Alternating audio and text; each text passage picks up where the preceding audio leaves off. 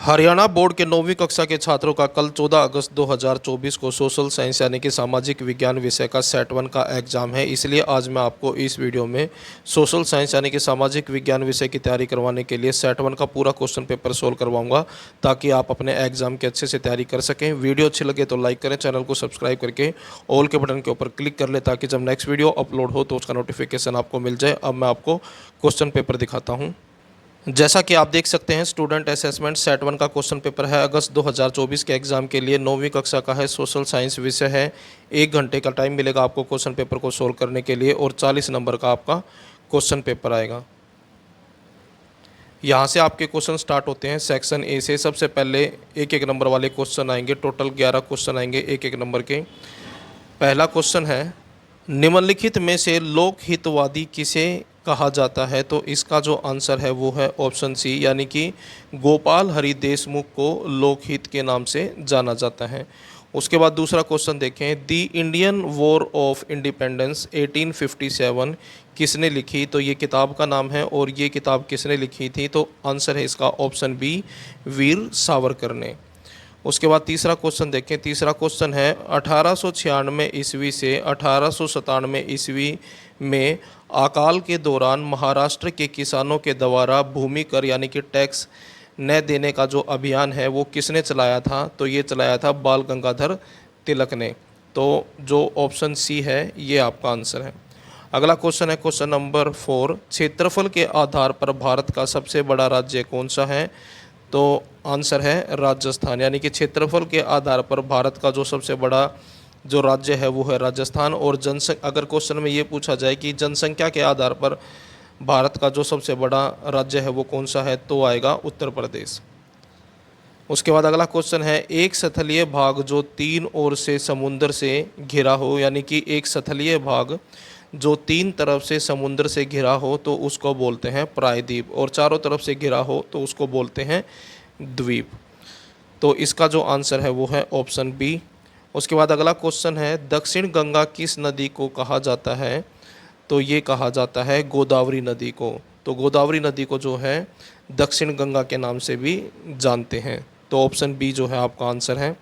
अगला क्वेश्चन है question number 7, निम्नलिखित में से कौन सी लवणीय झील जल की झील है, यानी कि खारे पानी की झील कौन सी है? तो ये है ऑप्शन ए, सांबर झील, यानी कि सांबर झील जो है वो खारे पानी की झील है। उसके बाद 8वां क्वेश्चन है, डेमोक्रेसी किस भाषा का शब्द है? यानी कि ये जो शब्द है डेमोक्रेसी, ये कौन सी भाषा से लिया गया है? तो ये लिया गया है यूनानी भाषा से। ऑप्शन बी जो है आंसर है। अगला क्वेश्चन है, नगद मुद्रा व कच्चा माल कहलाता है? तो ये कहलाता है कार्यशील पूंजी। ऑप्शन सी जो है आंसर है। उसके बाद नेक्स्ट क्वेश्चन है क्वेश्चन नंबर 10, किसने कहा था भारतीय स्वतंत्रता संग्राम भारतीय आत्मा की अभिव्यक्ति है? तो ये बात बोली थी महर्षि अरविंद ने। ऑप्शन बी जो है आपका आंसर है। नेक्स्ट क्वेश्चन है, उत्तर से दक्षिण तक भारत की लंबाई, यानी कि उत्तर से लेकर दक्षिण तक भारत की जो लंबाई है वो कितनी है? तो ये है 3214 किलोमीटर। ऑप्शन सी जो है आपका आंसर है। उसके बाद दो नंबर वाले क्वेश्चन आएंगे सेक्शन बी के अंदर। पहला क्वेश्चन है 2 नंबर का, धन की निकासी का सिद्धांत क्या था? आंसर देखें, भारत में ब्रिटिश शासन का स्वरूप सदैव विदेशी बना रहा, यानी कि जो अंग्रेज़ थे वो रहते तो भारत में थे, लेकिन जो उनका स्वरूप था वो हमेशा विदेशी बना रहा, यानी कि वो एक तरह से विदेशी के तौर पर ही भारत के अंदर रहते रहे।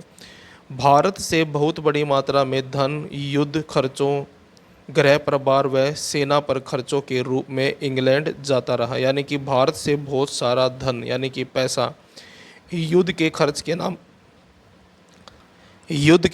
नाम पर, गृह प्रभार यानी कि घर की देखभाल के लिए, यानी कि इंग्लैंड की देखभाल के लिए, और सेना के ऊपर खर्च के तौर पर जो अंग्रेज़ थे वो इंग्लैंड भेज देते थे भारत का पैसा, तथा इसके बदले में भारत को कुछ भी प्राप्त नहीं होता था। और जो पैसा वो इंग्लैंड भेजते थे उसके बदले में भारत को कुछ भी चीज़ नहीं दी जाती थी।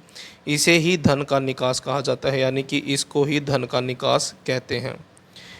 इसकी विस्तृत व्याख्या यानी कि इसके बारे में विस्तार से दादा भाई नारोजी ने अपनी पुस्तक poverty and un British rule in India 1876 के अंदर में की। यानी कि इस किताब के अंदर उन्होंने जो है धन की निकासी के बारे में विस्तृत तरीके से यानी कि अच्छी तरीके से जो है इस किताब के अंदर लिखा। दादा भाई नारोजी ने धन के निकास को भारत की दरिद्रता का मुख्य कारण माना और दादा भाई नारोजी ने जो है धन के निकास को भारत की दरिद्रता यानी कि भारत जो है इतना गरीब देश हो गया था उसका जो एक बड़ा कारण माना है वो माना गया है धन की निकासी। यानी कि अंग्रेज़ जो है भारत का पैसा अपने देश इंग्लैंड में भेज देते थे और ये सबसे बड़ा कारण बताया गया है भारत की गरीबी का। उसके बाद नेक्स्ट क्वेश्चन है क्वेश्चन नंबर 13, लोकतंत्र के मार्ग में आने वाली दो बाधाएं बताएं। यानी कि जो लोकतंत्र है उसके रास्ते में जो दो बाधाएं आती हैं उन दो बाधाओं के बारे में बताना है। तो आंसर देखें, पहला है निरक्षरता यानी कि अनपढ़ता। निरक्षरता की समस्या सबसे बड़ी समस्या है यानी कि जो अनपढ़ की समस्या है वो बहुत बड़ी समस्या है। अनपढ़ अशिक्षित व्यक्ति न तो अपने अधिकारों के प्रति जागरूक होता है और न ही उसे देश के प्रति अपने कर्तव्य का ज्ञान होता है। यानी कि जो व्यक्ति अनपढ़ है अशिक्षित है उस व्यक्ति को ना तो अपने अधिकारों के बारे में पता है और ना ही वो देश के प्रति जो उसके कर्तव्य हैं उनके बारे में उसको कोई जानकारी है। उसके बाद दूसरा, सामाजिक असमानताएं। लोकतंत्र के मार्ग में दूसरी जो बड़ी बाधा है वो है समाज में फैली हुई असमानताएं। समाज के अंदर जो है अमीर और गरीब का भेदभाव है, जाति प्रथा का भेदभाव है कि जो समस्या है ये गंभीर रूप में है। यानी कि जो अमीर गरीब तथा जाति प्रथा की जो समस्या है ये गंभीर रूप से जो है फैली हुई है। राजनीतिक दल इन समस्याओं का फ़ायदा उठाते हैं और जो नेता होते हैं इस समस्या का फ़ायदा उठाते हैं। उसके बाद है क्वेश्चन नंबर 14, भारत के भौगोलिक विस्तार के विषय में बताओ। यानी कि भारत के भौगोलिक विस्तार कहाँ से कहाँ तक फैला हुआ है भारत, उसके बारे में बताना है। आंसर देखें, भारत एक विशाल आकार वाला देश है। यानी कि भारत जो है एक विशाल आकार का देश है, बड़ा देश है। उत्तर से दक्षिण तक इसका विस्तार 3214 किलोमीटर यानी कि उत्तर से लेके दक्षिण तक जो इसकी लंबाई है भारत देश की वो है 3214 किलोमीटर तथा उसके बाद पूर्व से पश्चिम तक जो इसका विस्तार है यानी कि जो इसकी चौड़ाई है वो है 2933 किलोमीटर। भारत का क्षेत्रफल जो है टोटल 32,87,263 वर्ग किलोमीटर है। इसकी स्थलीय सीमा जो स्थलीय बॉर्डर है जो सीमा है वो है 15,200 किलोमीटर तथा मुख्य भूमि लक्षद्वीप, अंडमान और निकोबार द्वीप समूह के जो समुद्र के तट हैं यानी कि सागर तट हैं इन सभी तटों की जो टोटल लंबाई है कुल लंबाई है वो है 7,516.6 किलोमीटर। भारत में 28 राज्य हैं यानी कि भारत के अंदर 28 राज्य हैं और 8 केंद्र शासित प्रदेश हैं। उसके बाद सेक्शन सी से यहाँ से आपके 3-3 नंबर वाले क्वेश्चन शुरू हो जाते हैं। पहला क्वेश्चन देखिए 3 नंबर का, भारत की अर्थव्यवस्था पर हरित क्रांति के क्या प्रभाव पड़े। यानी कि जो हरित क्रांति हुई थी उसका भारत की अर्थव्यवस्था के ऊपर क्या प्रभाव पड़ा था उसके बारे में बताना है। आंसर देखें, भारत में 1960 के दशक में हरित क्रांति का आरंभ हुआ था। यानी कि 1960 में भारत में हरित क्रांति आई थी। हरित क्रांति से भारतीय किसान अच्छे बीजों तथा अच्छे यंत्रों का उपयोग करने लगे थे। यानी कि हरित क्रांति के अंदर क्या हुआ था, जो भारत के जो किसान थे उनको अच्छे उन्नत किस्म के जो है बीज मिले थे और अच्छे अच्छे यंत्रों का उपयोग वो करने लग गए थे, जिससे क्या हुआ, जो उत्पादन था वो बढ़ गया था। हरित क्रांति से भारतीय अर्थव्यवस्था के लिए निम्नलिखित महत्व हैं। तो पहला महत्व ये है हरित क्रांति का, भारतीय खाद्यान्नों में आत्मनिर्भर हो गया। यानी कि खाने पीने की जो चीज़ें थी उसके अंदर भारत जो था वो आत्मनिर्भर हो गया था। यानी कि अब जो है भारत को बाहर दूसरे देशों से सामान मंगाने, खाने पीने की चीज़ें जो है दूसरे देश से मंगाने की ज़रूरत नहीं थी। भारत अपना अनाज खुद ही उत्पन्न करने लगा। उसके बाद है किसानों के जीवन स्तर में सुधार आया। यानी कि जो किसानों की जो अवस्था थी, जो स्थिति थी, उसमें भी सुधार हुआ इसकी वजह से, क्योंकि जो है उत्पादन बढ़ गया, तो उत्पादन बढ़ने से जो है किसानों की अवस्था भी ठीक हुई। उसके बाद तीसरा पॉइंट है, भारत में खाद्यान्नों के उत्पादन में वृद्धि हुई। यानी कि जो खाद्यान्न थे, खाने पीने की जो चीज़ें थी, उनके उत्पादन के अंदर वृद्धि हुई थी तथा उनका आयात कम हुआ और आयात जो है वो कम हो गया था, यानी कि दूसरे देश से जो सामान मंगाते थे वो कम हो गया था। उसके बाद नेक्स्ट क्वेश्चन है क्वेश्चन नंबर 16, स्वामी विवेकानंद के विचारों का युवाओं पर क्या प्रभाव पड़ा। आंसर देखें। स्वामी विवेकानंद का विचार था कि युवाओं में अनंत ऊर्जा होती है, यानी कि स्वामी विवेकानंद जो जी थे वो मानते थे कि युवाओं के अंदर जो है अनंत ऊर्जा होती है। अगर उनकी ऊर्जा को सही दिशा मिले तो राष्ट्रीय विकास का विस्तार होगा। तो उनका मानना था अगर जो युवा हैं उनकी जो ऊर्जा है अगर उसको सही दिशा में लगाया जाए तो जो देश है उसका विकास ज़रूर होगा। उसके बाद दूसरा पॉइंट है, उन्होंने युवाओं को संदेश दिया कि उठो जागो और लक्ष्य की प्राप्ति तक मत रुको, यानी कि स्वामी विवेकानंद ने युवाओं को संदेश दिया कि उठो जागो और लक्ष्य, यानी कि जब तक आप अपने टारगेट यानी कि लक्ष्य की प्राप्ति नहीं कर लेते तब तक रुको मत। उसके बाद तीसरा पॉइंट है, उन्होंने युवा वर्ग को चरित्र निर्माण के 5 सूत्र दिए, यानी कि युवा वर्ग को चरित्र निर्माण के लिए 5 सूत्र दिए। आत्मविश्वास, आत्मनिर्भरता, आत्मज्ञान, आत्म संयम और आत्म त्याग, ये 5 सूत्र थे जो उन्होंने युवाओं को दिए।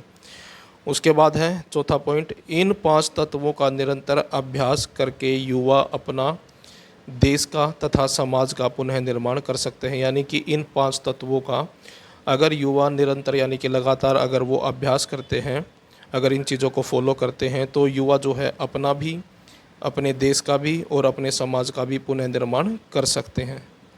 उसके बाद है 5वां पॉइंट, स्वामी विवेकानंद का मानना था कि जिसने निश्चय कर लिया उसके लिए केवल लक्ष्य प्राप्ति के लिए कदम उठाना ही शेष रह जाता है, यानी कि विवेकानंद जी का मानना था कि जिस व्यक्ति ने एक बार निश्चय कर लिया तो निश्चय करने के बाद सिर्फ जो है उस निश्चय को पूरा करने के लिए कदम उठाना ही शेष रह जाता है।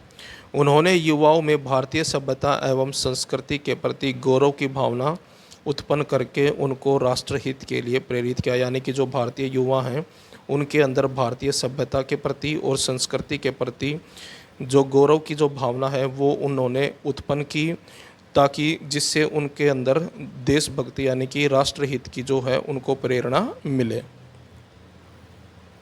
उसके बाद है क्वेश्चन नंबर 17, हिमालय की 3 प्रमुख नदी तंत्र का संक्षिप्त वर्णन कीजिए। जो हिमालय से निकलने वाले 3 प्रमुख नदी तंत्र है उनके बारे में बताना है। तो पहला है सिंधु नदी तंत्र।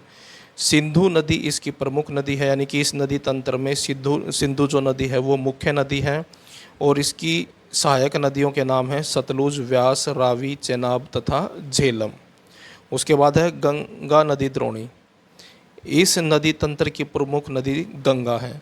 इस नदी तंत्र की हिमालय से निकलने वाली सहायक नदियां यानी कि गंगा नदी की जो सहायक नदियां हैं वो हैं गोमती, घाघरा, गंडक तथा कोसी।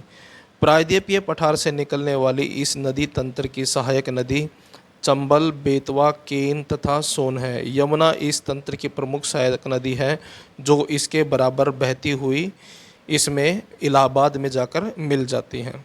उसके बाद है ब्रह्मपुत्र द्रोणी।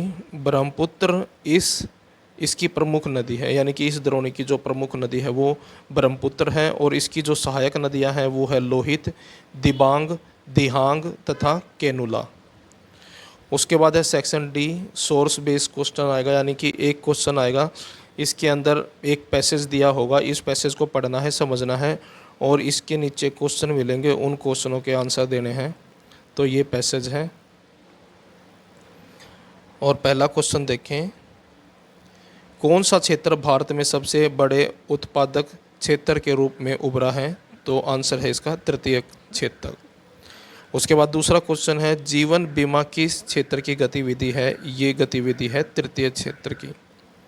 उसके बाद जीडीपी क्या है?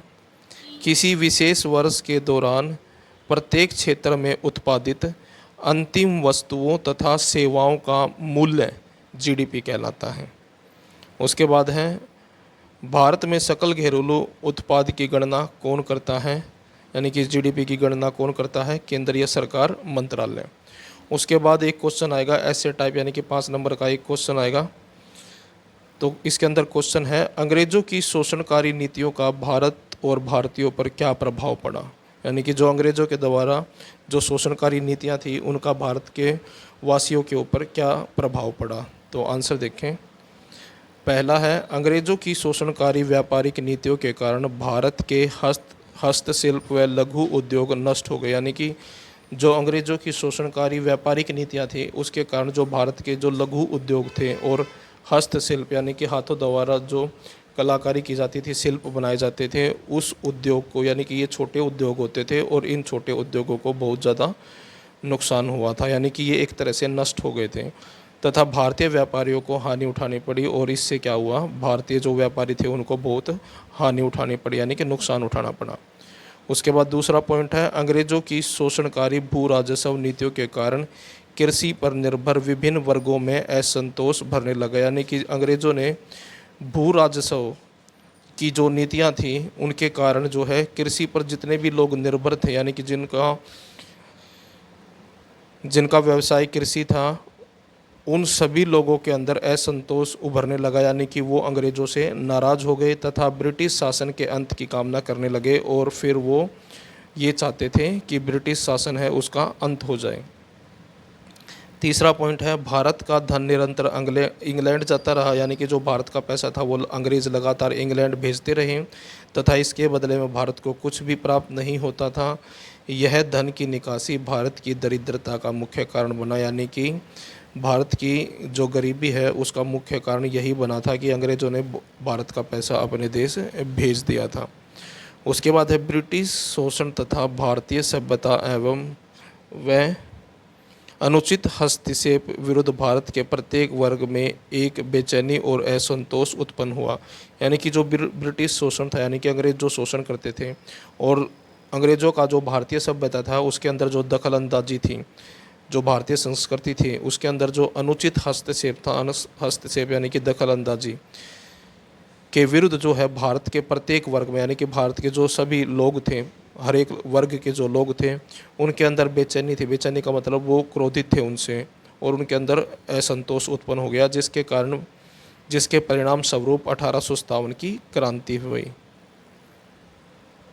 नेक्स्ट पॉइंट है, 19वीं शताब्दी में भारत में धार्मिक सामाजिक सुधार आंदोलन आरंभ हुए जिससे राष्ट्रीय चेतना का संचार होने लगा। यानी कि 19वीं शताब्दी के अंदर जो धार्मिक और सामाजिक सुधार के लिए आंदोलन शुरू हो गए और जिसकी वजह से भारतीयों के अंदर राष्ट्रीय चेतना का संचार होने लगा। इस चेतना के प्रभाव से देश में राजनीतिक संगठनों की स्थापना होने लगी और जो है इसकी वजह से भारत के अंदर जो है राजनीतिक संगठन बनने शुरू हो गए, यानी कि पार्टियां। भारतीयों में यह भावना पैदा हुई कि भारत भारतवासियों के लिए है तथा भारतीय संसाधनों पर केवल भारतवासियों का ही अधिकार है। यानी कि भारतीयों के अंदर ये भावना उत्पन्न हुई कि जो भारत है और भारत के अंदर जितने भी संसाधन हैं उन सब संसाधनों के ऊपर केवल भारतवासियों का ही अधिकार है। उसके बाद नेक्स्ट पॉइंट है, भारतवासियों में अपनी सभ्यता, संस्कृति व इतिहास के प्रति गौरव व आत्मसम्मान का भाव उत्पन्न हुआ। यानी कि सभी भारतीयों के अंदर भारत की जो संस्कृति है, सभ्यता है, उसका जो इतिहास है, उसके प्रति जो गौरव की जो भावना है, जो आत्मसम्मान का भाव है वो उत्पन्न हुआ। उसके बाद एक क्वेश्चन आएगा मैप का, तो ये मैप है, मैप के क्वेश्चन है। तो ये था 9वीं कक्षा का सोशल साइंस विषय का सेट 1 के क्वेश्चन पेपर का कंप्लीट सॉल्यूशन। वीडियो अच्छी लगे तो लाइक करें, चैनल को सब्सक्राइब करके ऑल के बटन के ऊपर क्लिक कर लें ताकि जब नेक्स्ट वीडियो अपलोड हो तो उसका नोटिफिकेशन आपको मिल जाए।